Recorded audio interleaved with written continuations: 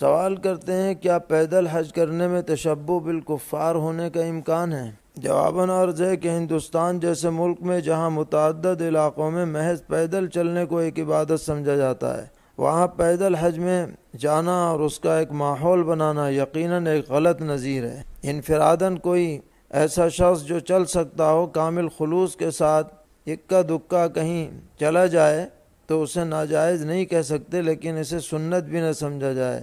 اور موجودہ دور میں جب کہ ہر ملک کا اپنا ایک الگ نظام ہے اور سرحدوں کو بغیر ویزے کے پار کرنا مشکل ہے اور ایک سخت آزمائش ہے، ایسے دور میں ہندوستان جیسے دور دراز ممالک سے باقاعدہ پیدل چل کر کے حج کو جانا یہ ایک انتہائی غلط نظیر بنے گی اور اس سے بہرحال اجتناب کرنا چاہیے، اس کی تائید نہیں کی جا سکتی۔ ہاں، جو لوگ استطاعت رکھتے ہوں، اللہ تعالیٰ نے وسعت دی ہے، وہ سواری سے جائیں۔